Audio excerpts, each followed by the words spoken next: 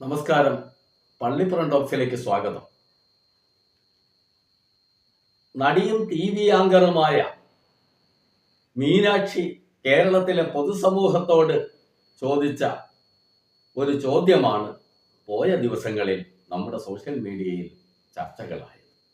ദളിതരെ Untouchables എന്ന് പറഞ്ഞ് അകറ്റി നിർത്തിയത് ആരാണ് എന്നതായിരുന്നു മീനാക്ഷിയുടെ സംശയം. മോളെ മീനാക്ഷി, പഴയൊരു പാട്ട് കേട്ടിട്ടില്ലേ? വില്വമംഗലം കണ്ടു വൃന്ദാവന രാധ കണ്ടു. ഗുരുവായൂർ അമ്പലത്തിലൊക്കെ പോകുമെങ്കിലും കണ്ണനെ നേരിട്ട് കാണാനുള്ള ഭാഗ്യം ലഭിച്ചവർ വളരെ ചുരുക്കമാണ്. വില്വമംഗലത്ത് സ്വാമിയാർ, വൃന്ദാവനത്തിലെ രാധ, കുറൂരമ്മ, പൂന്താനം നമ്പൂതിരി, അങ്ങനെ വളരെ കുറച്ചു പേർ എന്ന് പറഞ്ഞതുപോലെയാണ് മീനാക്ഷിയുടെ ചോദ്യത്തിലെ ആരാണ് എന്ന ചോദ്യത്തിലെ ആ കക്ഷികളെ ആധുനിക കേരളത്തിലെ വളരെ കുറച്ചു പേർ മാത്രമേ കണ്ടിട്ടുള്ളൂ.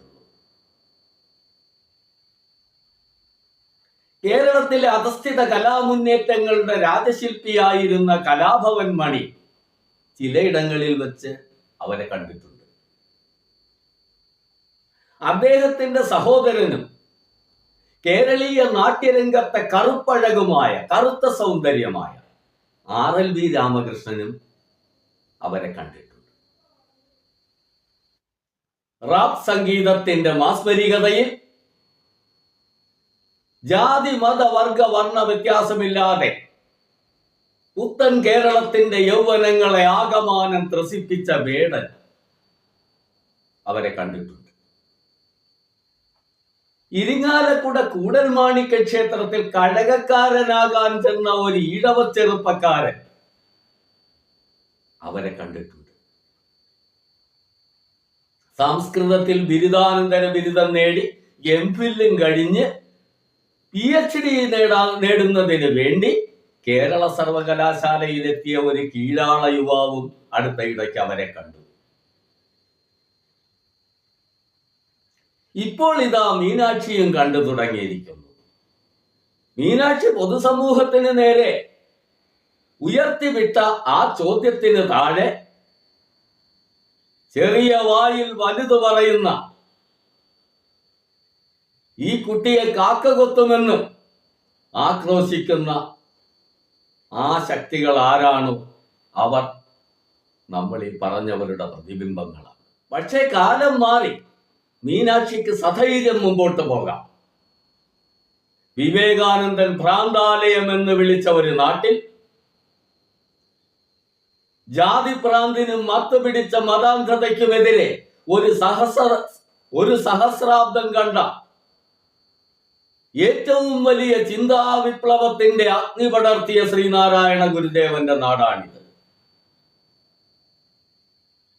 വചനങ്ങൾ അസ്ത്രങ്ങളാക്കി ആയിരക്കണക്കിന് മനുഷ്യ മനസ്സുകളെ തങ്ങളിലേക്ക് ആവാഹിച്ചെടുത്തുകൊണ്ട് അവരെ കേരളീയ നവോത്ഥാനത്തിന്റെ പ്രകാശം പ്രസരിക്കുന്ന ശരിയായ പാതയിലൂടെ മുന്നോട്ട് നയിച്ച ചട്ടമ്പി സ്വാമികളുടെയും മന്നത്ത് പത്മനാഭന്റെയും നാടാണ്. യാഥാസ്ഥിതികത്വത്തിന്റെ മടിയിൽ തലവച്ചുറങ്ങിയിരുന്ന ഒരു പറ്റം മനുഷ്യരുടെ ഇരുട്ടുമൂടിയ എട്ടുകാലി വല പിടിച്ച മനസ്സുകളിലേക്ക്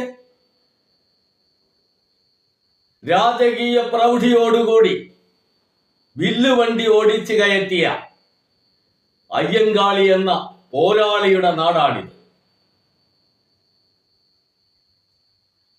ഇവിടുത്തെ പുതിയ തലമുറയ്ക്ക് ജാതിഭേദങ്ങളോ മതദ്വേഷങ്ങളോ വർണ്ണവർഗ വ്യത്യാസങ്ങളോ ഒന്നുമില്ല. കേരളത്തിന്റെ തുടിക്കുന്ന യൗവനങ്ങൾ മീനാക്ഷിക്കൊപ്പമാണ്. നിന്റെ ധീരമായ അഭിപ്രായ പ്രകടനങ്ങൾക്ക് താഴെ കാക്ക കൊത്തുമെന്നുള്ള കമന്റ് ഇടുന്ന ചിലരില്ലേ?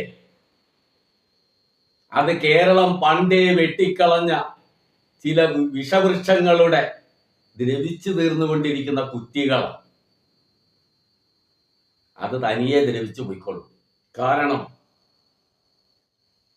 നവോത്ഥാനത്തിന്റെ കൊടുങ്കാറ്റൂതിയ മണ്ണിലൂടെ ഇടതുപക്ഷ പുരോഗമന പ്രസ്ഥാനങ്ങളുടെ രഥചക്രമുരുണ്ട നാടാണിത്. അവിടെ അത്തരം കാലഹരണപ്പെട്ട ദ്രവിച്ചു തീരുന്ന കുറ്റികൾക്ക് വലിയ പ്രസക്തിയില്ല. മാറുന്ന കേരളം മാനവികതയുടെ കേരളമാണ്. വരാനിരിക്കുന്നത് മനുഷ്യസ്നേഹത്തിന്റെ കേരളമാണ്.